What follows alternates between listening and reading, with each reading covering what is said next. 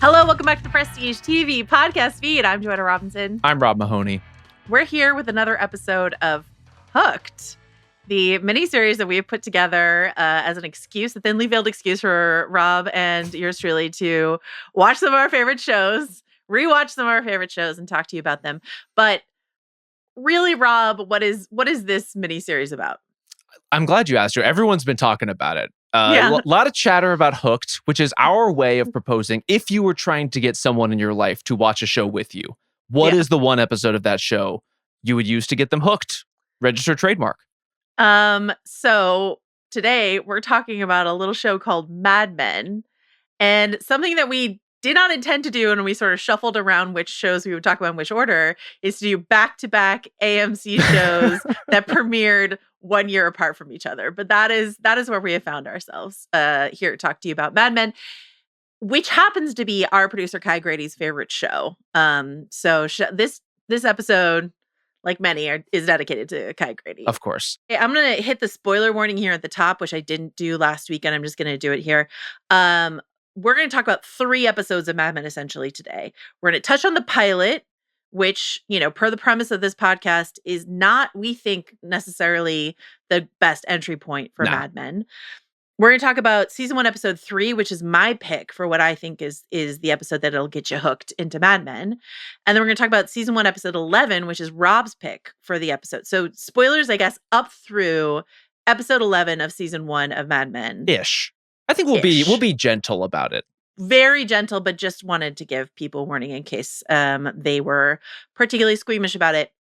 So why Mad Men, other than that it's Kai Grady's favorite show, and that is very important to us. Mad Men ran on AMC from 2007 to 2015, 7 seasons, 92 episodes. It's set from March 1960 to November 1970, and it won 4 Outstanding Drama Series Emmys and 16 Emmy wins total across 7 seasons. Not bad. Pretty good. And I'm going to credit it with, actually, this is true.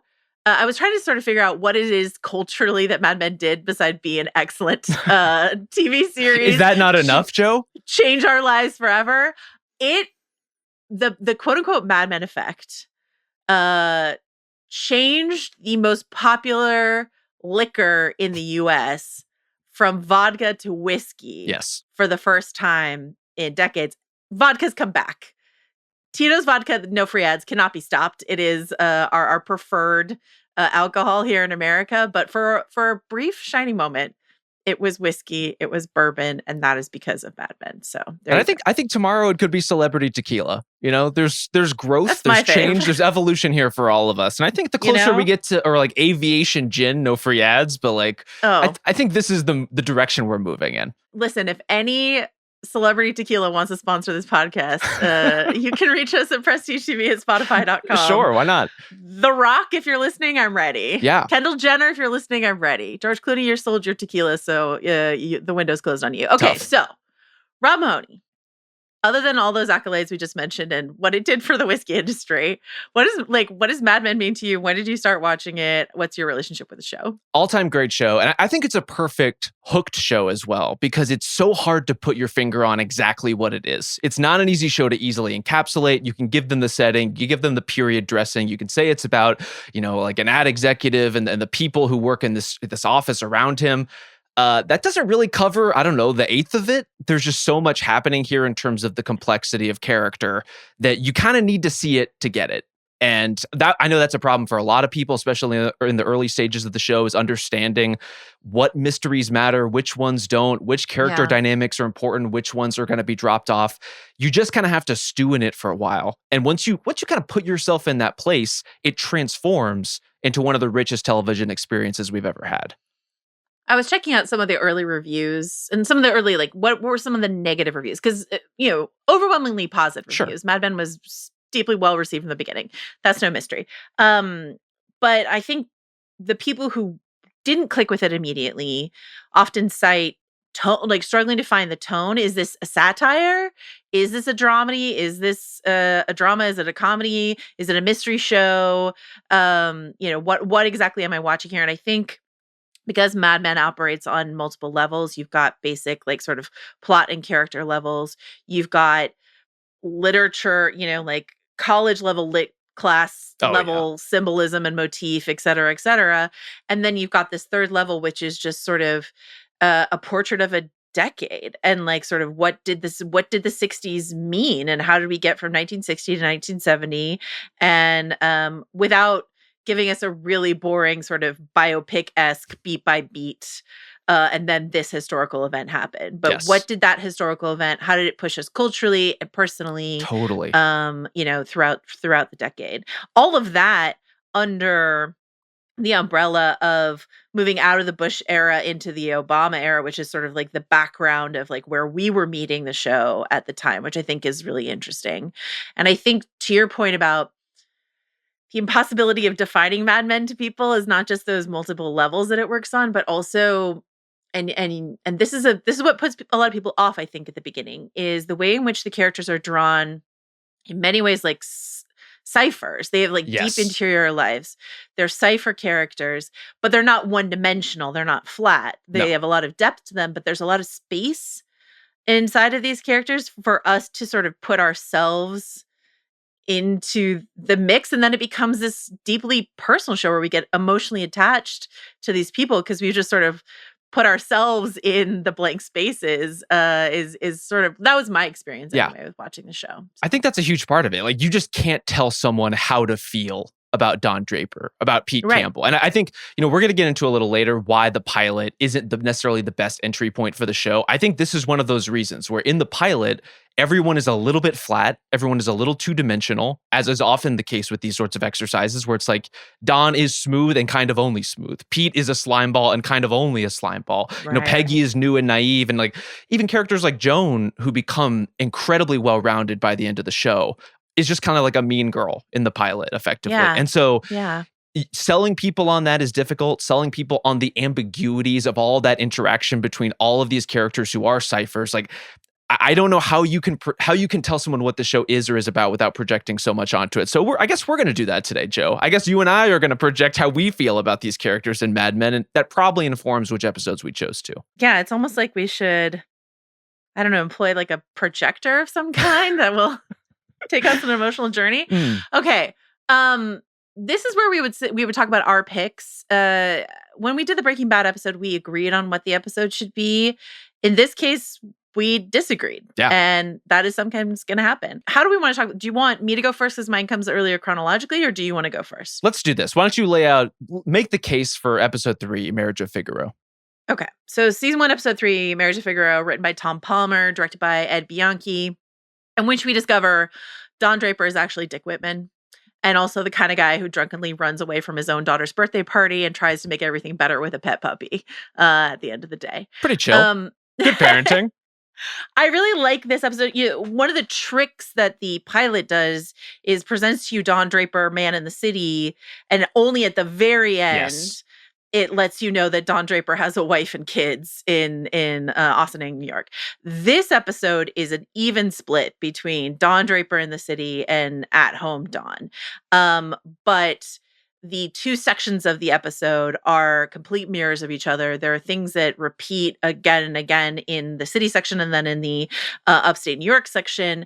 And all of it centers around this opening where a guy approaches Don Draper, this character we've come to know as Don Draper, on the train and says, Dick Whitman? And everyone at home goes, what? So this idea of who is Don Draper actually? What is he constantly running from? What do trains have to do with it? And many people are wondering all these things, yeah. Joe. And sort of the ways in which he cannot fit in at all in his work life and cannot fit in at all in his home life. And the way in which the home life prepackaged American dream, which he is responsible for selling people in his job, is a complete empty facade disappointment to him, Don Draper. So all of that, I think, paints such an interesting, well-rounded portrait of Don Draper as a character who is still a cipher, who, Yep. They say in this episode, he could be Batman for all we know. We don't know anything about Don Draper. Still a cipher, but the nature of his mystery is much more apparent inside of this episode. So this episode, I think, is a perfect way to get you hooked into the idea of Don Draper. Mm. However, when you told me what your episode was, I was like, I think I know what Rob's angle is, which is a really good angle as well. So Rob, what's your angle on your episode? Yeah, you make a great case for selling a show of Mad Men, the Don Draper show. I'm just not so sure Mad Men is the Don Draper show. And in particular, even though like Marriage of Figaro is a great episode, I think it does exactly what you say in terms of splitting Don's work life and specifically like the very like Norman Rockwell home life that is then kind of splintering apart. All that stuff executed very, very well. Almost no Peggy in the episode. Yeah. And if there's no Peggy in the episode, is it Mad Men?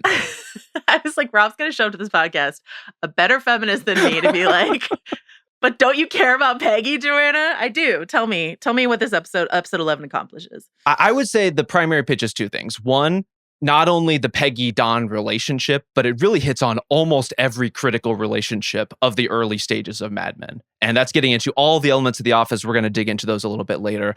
I also think one of the things that Mad Men is most concerned with, almost obsessively, is where ideas come from, like the germination of like how things come to be. And so getting, Indian Summer is in part about how the sausage gets made of turning this object that no one quite knows what to do with into a product. And so you get all of that. You get the office politics. You get Don's double life. You get the Peggy Don stuff. You get Mad Men as far as I'm concerned. And everyone in this episode is super hot and bothered. The air is like thick with this feeling that some shit is about to happen. And what better way to hook people than here's a suicide, here's some people on the edge, here's a mysterious box and we don't know what's inside it. I think you make an excellent point. And again, once I watched, as soon as I like saw which episode you picked, I was like, my episode has no Peggy in it. Oh no. So fair enough. However, I guess a question I will ask. Yes. I'm not here to say you're wrong, but a question. Joe, you are here to say I'm wrong. That's what we're doing. A question we wanted to ask ourselves as we did this experiment was how far into a show is too far in to name something a hook episode. And so episode 11, gentle spoilers for episode 11, but we're deep inside of what's going on with Peggy in season 1. Yep. Roger is like returning from an important event. So there's just like a lot of context here that I'm wondering if people need in order to really feel like they understand what's going on in episode 11. I think it does sell the events well enough to understand what's happening in the episode. And it does something pretty critical for our hooked exercise, which is it makes you wonder how those things happened. Like what happened to Roger? Like you're immediately kind of, your interest is piqued to understand how these things came to be the way that they are. Why are these characters behaving the way that they are towards each other? Like how did this dynamic fester to the point where this is where everybody is? I think you could walk into this episode basically cold and have that exact kind of experience where you're interested in what's happening on screen, but more importantly, you're interested in like everything just on the edge of it. All right. We've made our cases here. Are we going to do a voting component? What are we like? Should we have people email us at prestigetv@spotify.com? Sure. Well, yeah. I mean, I throughout this whole process, I want people to email us if they disagree with the episodes we chose, because certainly people have strong opinions about this on the internet.com. No, and so, of course not. If you feel like the Mad Men pilot is perfect, and how dare we imply that it's not? And something I will say, that maybe helps Rob's. Well, actually, I have a counter to that slightly, but when I've tried to show Mad Men to people who have bumped on Mad Men, the thing that they've bumped on is, and to be honest, mostly women have bumped on, I don't want to watch a tour of like how terrible it was to be a woman in 1960. Like that's the pilot is just sort of wall to wall horror show. What I do like about the episode that I picked, episode 3, because episode 11, the one that you picked, has a like career wins for Peggy, which definitely is so key to what her character will become. What my episode has that I find really interesting are these like all female spaces. You've got Joan and Peggy and some of the other women who work in the office talking about Lady Chatterley's lover, right? The D.H. Lawrence book that was, there was a massive court case in 1959 about the like unedited edition of Lady Chatterley's lover, which involved a lot more smut than previous editions. And so you've got the women of the office sort of talking about this book. The Office paperback is disintegrating. It has been passed around so many times. My favorite detail is that it's sort of waved the way a book is when you read it in the bath. Yeah. And I was like, that book has been everywhere. There's ways in which the patriarchy beats women down that is key to understanding Mad Men and its what it has to say. And then there are ways in which women are directly involved in that. So the way in which the women in Betty's orbit are ostracizing this divorcee who has moved to town, Helen Bishop. Like, how dare she walk around the neighborhood, She's Joe? just walking. How dare she drive around in her little Volkswagen? Come on. How dare she wear trousers? Like, what is she doing? So I was really enjoying those moments where it's just like women talking to women, which like actually throughout Mad Men is pretty rare, but it exists here in episode 3, which I really liked. I enjoyed it for that reason as well. Like, again, I think the beauty of Mad Men is there are a lot of good entry points, and there are. It just depends on kind of what it is that resonates with you. What are the scenes that are going to really hit? And in particular, I think the work and domestic split. Like, are you going to be more intrigued by everyone talking shit in the kitchen at the Draper household, or are you going to be more intrigued by the big pitch meeting or the smoky bar where two people are meeting to discuss whatever? It's like there's a lot of things that can grab you. You just have to find your Mad Men in that ciphery way. Right, exactly. In terms of like the setting or locale, we've already discussed how mine is sort of split between office life and home life. How would you characterize the setting location of your episode in terms of it operating as a hook episode? I would say it's pretty much the same. I think both of our episodes hit the big 3, which again is the office, the Draper household, and a two-top at a New York restaurant. Like if you're in some of those settings, you are in Mad Men, and I think we're checking all the boxes right now. Yeah. Your home life plot line is Betty entertaining the fantasy of a Would you say like the Kmart version of Don Draper as an air conditioning salesman coming door to door? Perhaps. Shout out to Parker from season 4 of Buffy for making an 100%. appearance here, and also shout out to the real new friend that Betty makes, which is her washing machine. We're all making meaningful changes in the relationships in our lives in these episodes. Yeah, the spin cycle is really really doing it for Betty in this episode. I love that as soon as Parker from Buffy season 4 shows up, I'm like, I don't trust that guy. And Betty's like, I don't trust this guy. And I'm like, you're right. She doesn't quite either. But okay, like, not to dig in too deep into like specific scenes, but that exact encounter in which Betty is deciding whether to entertain or admit this air conditioning salesman into her house. And from the second she decides to, and even before that, it's like, she doesn't know what to make of this guy. It's hard for us to read him exactly in terms of how is he just being slimy in the way that a salesman is being slimy? Is he after something else here? Is he being intrusive in a way that's deeply uncomfortable? Yeah. I love all of the weird gray area of that entire sequence. And like, again, that's the kind of stuff that Mad Men really thrives on. And there's also what I do like about both of our episodes, and this gets into sort of the specific scene question that we like to entertain as we go through these episodes is there's a fantasy or meta element to both of our episodes. Yeah. You've got sort of an imagined sequence with Betty inside of your episode.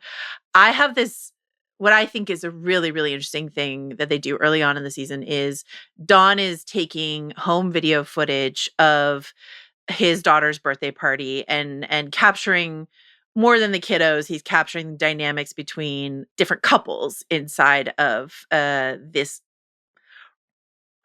fake home life, this fake happy ever after.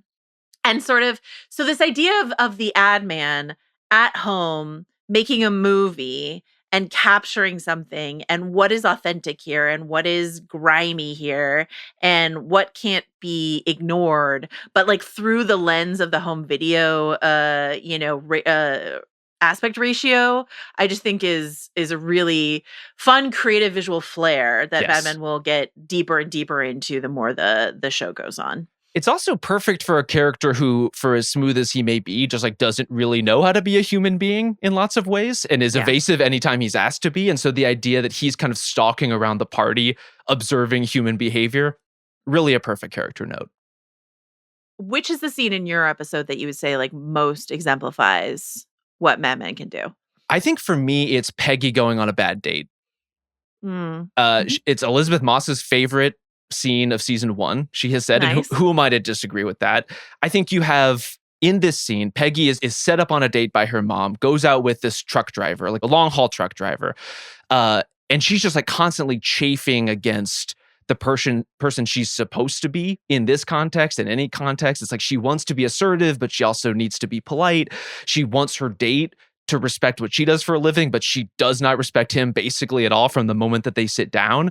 And so it's like it turns into, as many things in Mad Men do, a scene about capitalism smuggled into a scene of like dating social mores, smuggled into like the awkwardness of just this like very specific exchange between two human beings. And so like getting those layers working again with Peggy, someone who we're just getting to know over the course of this season, and a guy we've never seen before. And you Right. can just feel all the dialogue, all the dynamics clicking into place. Like I think Mad Men does that about as well as anybody else. Like quick introduction of a character who comes to represent something very identifiable very quickly. What I really love in that scene is it's so human what Peggy is doing, because Mad Men refuses to, in both case of Dawn and Peggy and Roger and Joan and everyone else, give you a clean person that it's easy Yeah. to root for, or someone that it's easy to hate. You wind up like, I wind up being very emotionally attached to Pete, who is an absolute slime ball, et cetera, as the show goes on. For the record, I Peggy- love Pete is a great TV Yeah, character. I love Pete. He would be the worst person in my life, but he's a great TV character. But like, is he going to be okay? Is actually something I care about. I want to know. You know? Yeah. But Peggy at this date continually mentioning like things about being in the city and cocktails she's had in this city and what it's like in her office, like that deeply insecure. Yeah. Let me remind you of all the things that I think are impressive, that I want who I want to be. I want to present to you that I'm this sophisticated city girl, even though I feel like I'm not there yet, but that's who I want to be. And isn't that what Mad Men is all about? Like, For sure. I'm Don Draper, I'm not Dick Whitman, or whatever the Yes. case may be. Or in this case, just like going from the contrast of being the person, whether it's with Joan out on the town who's being shown around to all these places, or in the office but having to constantly get up to speed.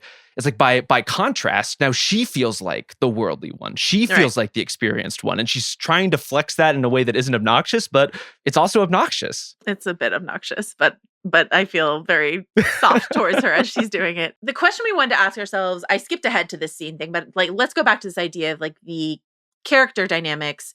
You mentioned, of course, the Peggy Dawn relationship, which is Mad Men. And so, do you want to talk any more specifically about how that is underlined in the episode that you picked? Absolutely. I mean, it's a huge episode for kind of the early stages of the mentorship that starts to take place between the two of them. And I think getting Peggy these early wins, getting Dawn stepping into this role that up until this point, basically, before Peggy kind of starts to move forward in wanting to be a copywriter by sheer force of will, we mostly see him talking down to people, kind of shooting people down, nudging them out of the way, and specifically Pete, just like anytime Pete tries to buddy up to him, smacking him down, just absolutely despises him. And so to see Dawn showing an investment in someone's future beyond whatever it is he's doing today and tomorrow, because that seems to be all he really cares about, that's peeling back completely new like layers of that character. And for Peggy, like she's getting these big wins. She's also finding a place in the office in terms of, so far she's being handed very like woman-oriented products that the men just like don't even know what to do with. Yeah. They also don't really know what to do with her. Like they don't know how to talk around her. They don't know how to be around her. They don't know like once she is kind of into the pitch room, they're used to this being their space to make like locker room style jokes. And now that that space has been like infiltrated, they're like over explaining things to Peggy. They're like trying to over articulate their entire dynamic and all their bits. They're still telling those jokes. They're still telling them. Yeah. But they're going to try to explain them. By the way, his wife is not Mitch's wife, just so you know. One of my favorite moments in that sequence is at the end. Like she does a pretty good job and Dawn has notes. And at the end, Ken is like, "Good job, Peg." Like he just like doesn't know how to contract. Little punch on the arm. But good job, Peg. Yeah. Within that mentorship, You're right. Don does have notes for her. One of the notes he gives her is like maybe chill on the academia of like getting into the Latin etymology of the product you're trying to describe. Which, if you've seen Mad Men, you know Don basically apes to great effect much later in the season. So it's like he's a guy who's always talking out of both sides of his mouth a little bit, but he's awfully persuasive. And at this point in the game, he's very like really useful for Peggy's education on how to do this stuff. I think because I can't claim the Peggy and Dawn relationship inside of this episode, which you and I both agree is a core relationship of the show. What I can claim in my episode is Dawn's relationship with himself. Yeah. And the fact that this show starts with the back of Don Draper's head in that sort of iconic Mad Men silhouette, and skip ahead a few seconds if you don't want to hear about the famous final shot of Mad Men or whatever, but like ends on Dawn's face. Like this is a real journey inside of the heart and soul and mind of the character of Don Draper. Mhm. That is what Mad Men is. And why do we care about Don Draper?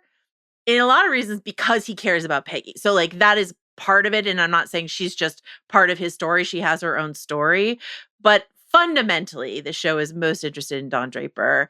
And I think his conflict with himself, and the way in which he's mirrored back via Rachel, played by Maggie Siff, this character that he has an affair with in season 1, echoed back by his like, you know, his storybook family, and how he just doesn't see himself there. This is who he's supposed to be, and he just doesn't see himself there. How he's mirrored back by all the other guys, all the other fellas in the office, and he just doesn't see himself there. And so Dawn, in search of a reflection that accurately bounces back to him, is what the show is about in many ways. And this episode is a big entry point inside of that I really love about episode 3. Absolutely. So. I also think, to your credit, Joe, I think your episode more accurately and enticingly captures the relationship between Don and his libido. Like you're getting the early flirtations of his relationship with Rachel in a way that we will see over the course of Mad Men, spoiler alert, I guess, many times with many different women. Right. And so it's just like portrayed and hits in a different way. You know, the subtlety of kind of nudging the cufflink back and forth, basically, like things like that really, really hit and really, really work. And are such a huge part of that character and his want to not just see himself reflected in home life versus alternative, but in all of the alternatives that are out there. All of these women that he meets, they're an infinite number of potential Dons. And one of them is with Rachel, and he seems to be invested and interested in exploring that version a little bit. But seeing the early stages of it is obviously going to be a really captivating experience. We are going to talk in a minute about the pilot and why we maybe think it isn't like the perfect specimen of what Mad Men can be. But there is, a quite famous speech from that episode, the happiness speech, where he talks about like advertising is basically you're selling happiness.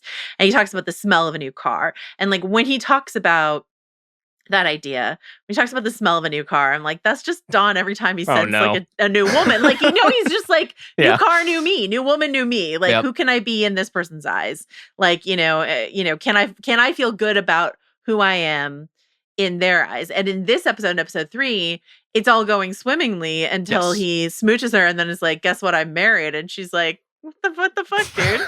And all of a sudden he's the knight in shining armor cufflinks all of a sudden is quite tarnished. So I really love that. Do you have an MVP of your episode? I think for me, it's Peggy for mine. Mm-hmm. Again, she gets like the big wins. She gets to be such a huge part of it. She is finding purpose and her role in the office in a way that's really unique. And I think is unique even among the other kind of like junior executives who all seem to be sort of swirling about trying to play the zero-sum game of office politics, wondering if like Roger dies, does that mean one of them gets promoted because Don gets promoted?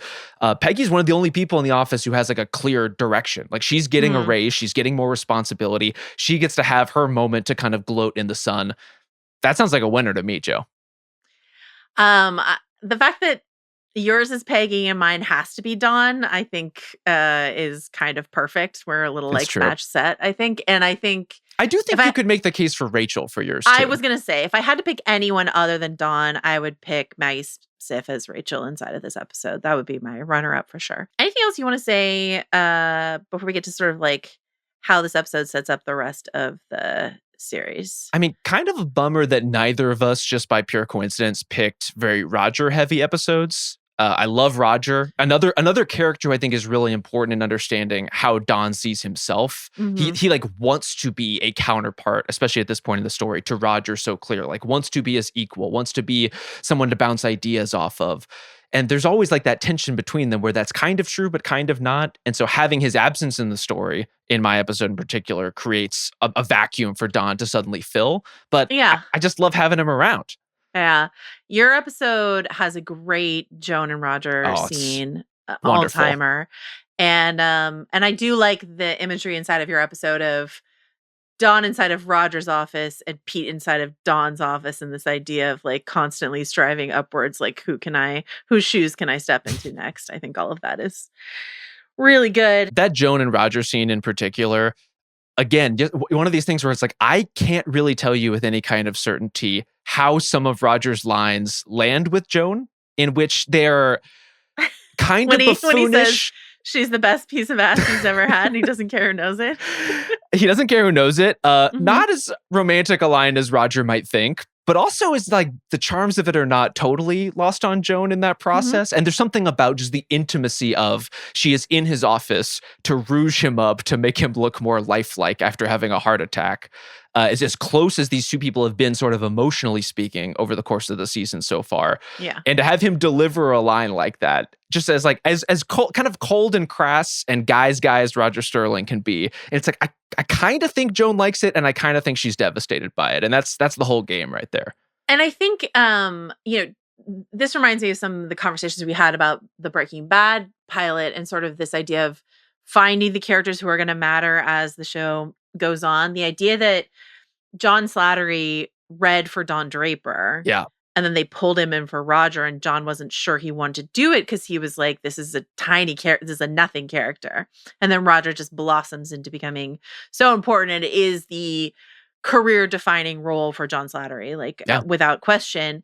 And then similarly, like I would say Betty's importance comes and goes inside of Mad Men, but she's a footnote in the pilot. Yes. And then she's the second half of episode 3. And so once again, January Jones just saying sort of like, I read for Peggy, and then they cast me as the wife who had like 2 lines in the pilot, but like will go on to be more important. I think that's really interesting. In terms of how my episode sets up the rest of the series, something I just want to really underline about Mad Men is how successfully it hit. It wasn't the highest rated show on television, and it didn't ever get as popular as something like Breaking Bad did. But the fact that it could hit on so many different levels of depth and interest, I think is really exemplified by my episode in the introduction of the Who is Dick Whitman mystery. Yeah. You've activated the Reddit detectives, which I think is an underrated aspect of like the longevity of any show. Do I think that fan theorizing or Reddit theorizing is the most important lens through which you could watch television? No. But I think it is an interesting element of particularly this era of television. You know, like when we get into this era, the first, kicked off in many ways by The Sopranos, but definitely embodied by a TV show like Lost. And then you have people who, I was watching a panel with Matt Zoller Seitz, who wrote, 2 great books on Mad Men, and Mark Harris, great author, was on this panel, and he was talking about, I think it was him, it was either him or Matt said, basically any show you care about that much will become a mystery show. Yeah. And so Who is Dick Whitman is like, at the end of the day, not the most important question that Mad Men is asking, but it is a hooky thing that got people engaged and then brought people into a world where we could be talking about like symbolism and motifs and Yes. ennui and like what do D.H. Lawrence and Mozart have to do with the themes of this episode, I think is all just in the mix inside of episode 3, which I really love. We can all pretend that we're above that stuff, but it just is so instrumental in exactly that way. Part of it. And you see it in shows right now too. Like White Lotus is exactly this, right? Mhm. This idea of like, oh, it's a murder mystery. Really, it's just a super dense character study. And Right. Mad Men is that stretched out over even longer with all these other trappings. But you need something easy for people to grab onto until the other elements will grab them. And I think that's what the Dick Whitman stuff does as much as anything. That's what all these like, the suicides and the boxes and just like all of these mysterious elements, the dog, the dog tags, like all of these things are just trying to keep you on the line long enough that you want to be on the line. Yeah, that makes a lot of sense to me. What do you want to say about how episode 11 sets up the rest of the series? I think we covered a lot of it already because I think a lot of it is relationship driven. It's a lot of understanding the playing field for all of these different people. Like we talked about Don and Peggy. I also think like the Don and Pete stuff is so important. And 11 really hammers home how adversarial their relationship has become, how quickly things have shifted from Pete like licking Don's boots to effectively like being incredibly skeptical of everything that he's doing, both in terms of the credit he receives, in terms of who he says he is, like how he presents to the world. There's just this like disconnect between Pete not understanding why his shit doesn't work on other people, but Don's does. And that's something that can carry like incredible narrative thrust for a show like this. That's the kind of thing that isn't, it's the mechanism for some of these mysteries we're talking about, but at the same time, you're getting at the core of who these characters are. One last thing I will say about my episode in the like less spoiler way is to circle back to this idea of how Mad Men incorporates historical moments into the show in a way that feels character driven. So if the bullet point in history is in 1959 there was a court case about Lady Chatterley's lover, yes, like that's the boring historical footnote. And then what does this mean to the sexual liberation of the women inside of the office is how it is entertained. Or on the ad side of things, here's a famous ad from 1960 of Volkswagen, the famous lemon ad. This comes up in episode 3 where they're all discussing it. So it's sort of like this existed is the boring bullet point, but sort of like, what does it do psychologically to these men whose job is to sell something, the 1950s ideology, and here we are in 1960, and here's something kind of weird and quirky, winking in a different way. But it is the death of something. It is the death of the 1950 Norman Rockwell into the birth of the wilder 1960s and what that will all bode for all of these people, not just like increasing paisleys and florals in their wardrobe, but like, and the length of their sideburns and stuff like that, but all the other things, all the other ideas that come along with it. So I just really love the way that the show throughout can weave those things into natural seeming conversations and character moments inside of the episodes. Absolutely. I mean, it's really hard for shows to make narrative drama out of people not changing or standing still. And I think one thing that Mad Men does really well is like time is marching on. The circumstances, the world around them are changing, but like here's this room of guys talking about all of the supposed research saying that cigarettes cause cancer, but they're all still puffing cigarettes. Like it never occurs to them for a moment to stop what they're doing and reconsider it. They are just like stones against the tide until all of a sudden that stone gets turned over. And I think Mad Men turns that into something really exciting and really thrilling on a really regular basis that I frankly don't understand how it's possible, but I want to keep watching it. It's so funny. When we were covering Breaking Bad last week, I was looking at, reading all the old reviews about it, reading various essays about it, rewatching the episodes. And I was like, is Breaking Bad the best TV show that's ever existed? I think we're going to do this every week, basically. Same experience with Mad Men. I was like, is Mad Men the greatest TV show that ever existed? And like, if you ask me today, my answer might be, yeah. I just want, it might be like I guess this speaks to the very premise of the show, but each time I'm like, is it time for a complete Mad Men rewatch?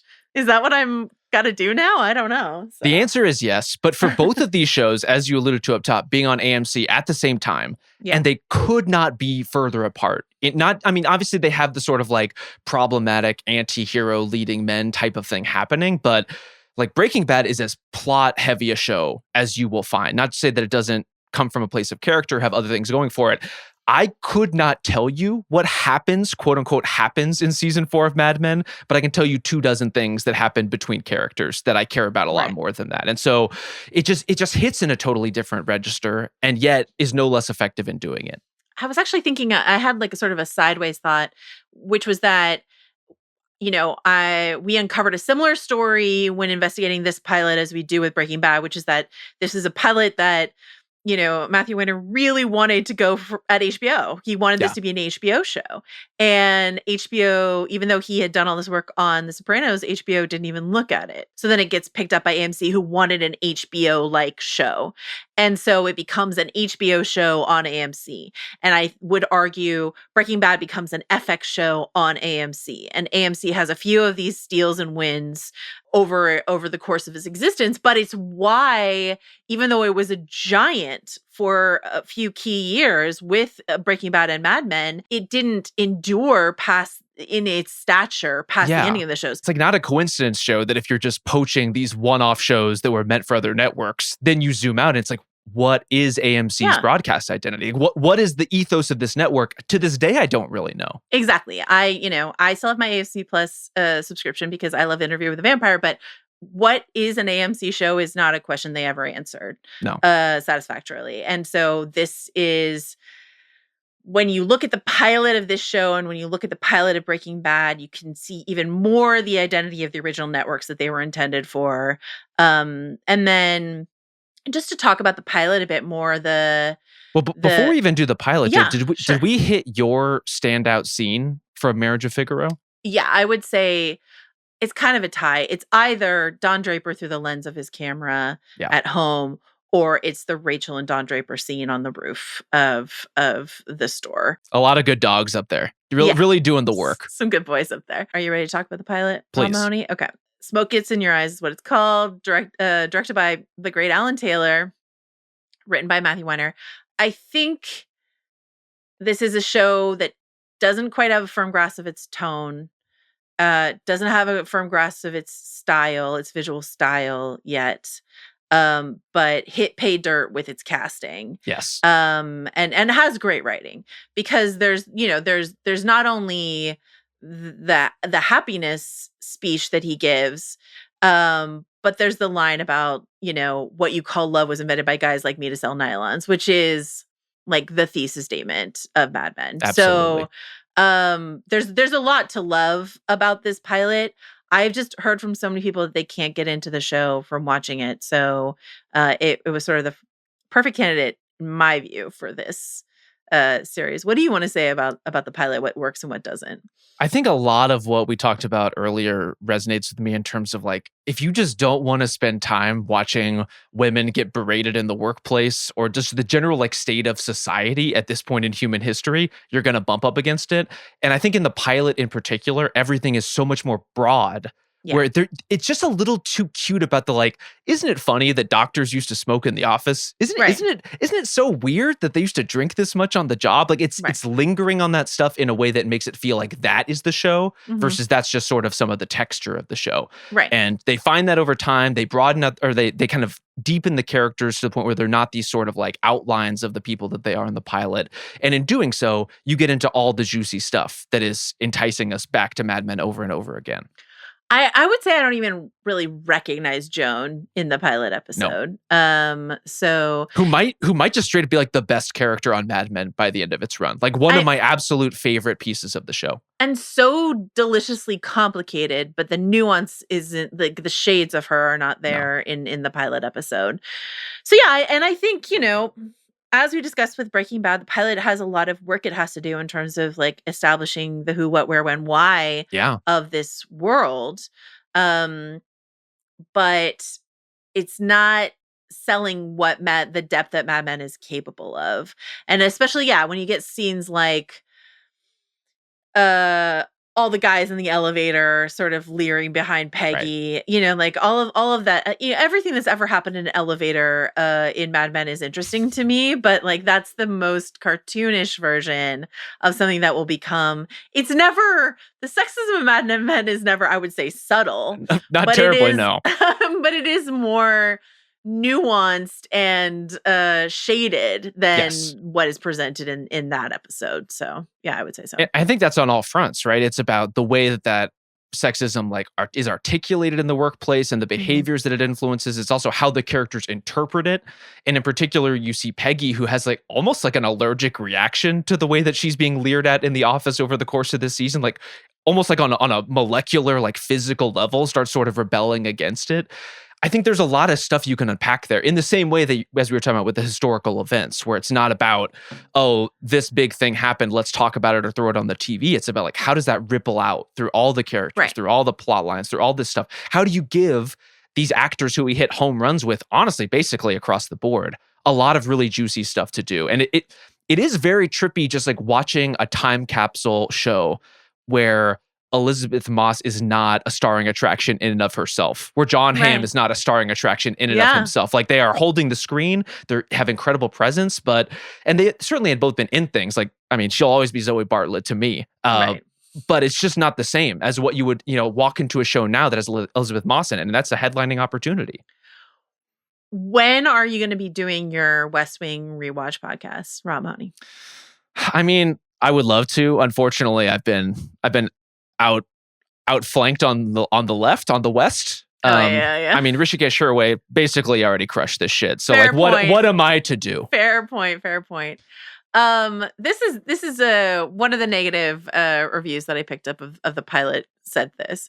Mad Men seems to be attempting to be satire without a plan. The mood is serious, not campy, and there aren't laugh out loud moments, just a lot of groaners, at which point the show simply becomes a reflection of its characters. Depressing. It turns out that watching moody, cruel men and unsatisfying put upon women for an hour just isn't that much fun. That's not how I would describe the Mad Men pilot necessarily, but if you think about things that happen in our episodes, like in my episode 3, okay, Pete comes back from his honeymoon and they've put a bunch of Chinese people and chickens in his office. That's Yes. its own level of what the fuck passes as a joke in 1960. But then later, when Rachel and Dawn are leaving the offices and a chicken just walks by and Dawn's like, it's a junior executive, like that's really funny. They pay that shit off. Like, I don't know what to tell you. They really pull it together. Funny. And the very premise of what Peggy has to navigate inside of your episode is inherently funny. So yeah, I think the comedy beats, which better distinguishes Mad Men from The Sopranos. Like Mad Men picks up right as The Sopranos ends on TV, and Matthew Weiner like taking over as the new quote unquote David Chase of television. But I can't speak to the tone of The Sopranos. I know that it is definitely funny as well as being thrilling and all the other things that it is, but it's not the same humorous tone that Mad Men has to offer. And I think that's something that only grows over the seasons and is not as indicative in the pilot. So, and like there are great gags and one-liners throughout Mad Men. It's also a show that is a constant exercise in like who gets to cut down whom. And like who gets to throw the barb, who gets to like brush somebody off. And this is something that like Roger is so great at in terms of his dynamic. And I think one thing that just like isn't quite there in season 1, I think maybe is a little more present in my episode than yours, but even then not quite there. Like you need the Bert Cooper daffiness to pop up a little bit here and there. And you need Roger kind of coming in and smoothing things out with a joke. And when he's not in the office, you feel that absence. Like you feel the self-seriousness of Don's office presence really like lording over everybody. Like it's a very delicate balance in terms of that workplace. And I don't even know when the show really hits its stride in that way. It's when the cast fills out a little bit. There's some key characters who just haven't been introduced yet at this stage in the show. But it's already hitting at a high enough level that, again, you just want to be along for the ride to see what happens. Who's the character you're most missing in these early episodes? I feel like it might be Stan. It's Stan. I love Stan. We're Stan people. That makes sense. Stands, truly. Stan stands, absolutely. Yeah, I agree with all of that. Anything else you want to say specifically about the pilot, which is, is really fun to watch, to your point about watching John Hamm and Elizabeth Moss before they are massive Yeah. TV stars, which they will become. So I do want to, and I think we've given it some credit. I want to give all appropriate credit to the pilot on having a lot of the raw materials, like Dawn scrawling ideas on a napkin, like some of the elements from the Lucky Strike meeting. Like you're almost getting there. It's just that the characters themselves aren't quite there, and it's just not finely tuned enough in the way that basically all pilots are not finely tuned enough. Yeah, absolutely. All right. Anything else you want to say before we get to any sort of big spoilers that you want to talk about? I would say just the idea for my episode that pastrami is Yankee barbecue is something that I will be carrying with me for a long time, and I had completely forgotten about, but is 1,000% true. Oh, okay. You don't find that personally offensive? No, it's exactly what it is. Like a low and slow meat preparation that yields delicious products. Like this checks out to me. So it's toasted, just like Lucky Strikes. All right. Let's go to big time spoilers if we have any that we want to talk about. I'm going to be honest, I don't have a ton coming off of these episodes. And again, some of it is everything that happens in Mad Men is such a deepening of complexion where it's not like there's a straight line from what happens in these episodes all the way through the end. It's so curvy that I wouldn't even know how to spoil something to have a more thorough conversation about it. I think only a couple things popped out to me as sort of almost prophecies for some of these characters. Like Dawn describing what Pete will become, with not much hair and nobody likes you. Damn. I mean, we like Pete, but or Betty being so judgmental of a divorced woman when Betty herself will become a divorced woman in a few seasons. Baby Kiernan Shipka is here, and that is really exciting to spend some time with. And just thinking about trying to reevaluate the ending based on the beginning, like thinking about the way in which this show ends with, again, Don Draper not changing fundamentally, but achieving a bit more peace with who he is. Don Draper, bar is low, Joe. I got to be honest with you. The bar's in hell. The bar's in hell and smeared with Coca-Cola, but it's I just love that idea of the beginning of the show, Dawn as like so distant and disconnected, and the end of the show, Dawn with a smile on his face, both connected to the people around him at this like sort of Esalen meditation retreat. Yes. And using that to sell Coca-Cola. What else would you do with it? Things are true. What else would you do with perfect clarity into the human experience other than sell something with it? Sell Coca-Cola. All right. Anything else you want to say about Mad Men in general or this experiment specifically? Two things. One, just to echo what you were saying about Betty's role in the show in these episodes and going forward. Like, I think she gets a real short shrift in the way that people talk about Mad Men, in part because, yes, there are stages of the show where she really falls hard into the background. But her presence at this point, in this like Priscilla locked in the dollhouse kind of role that she's basically forced into playing. Yeah. And the ways that she's like starting to lash out. Like I forgot how much I love this dynamic of the show. And honestly, how expertly it's played by January Jones, who also gets a tough rap for not being John Hamm or Elizabeth Moss sometimes, but I think is genuinely like pretty great on the show overall. Yeah, Betty is a character that I really had to defrost around, and then on every rewatch, I am more and more compelled by and interested in. Yes.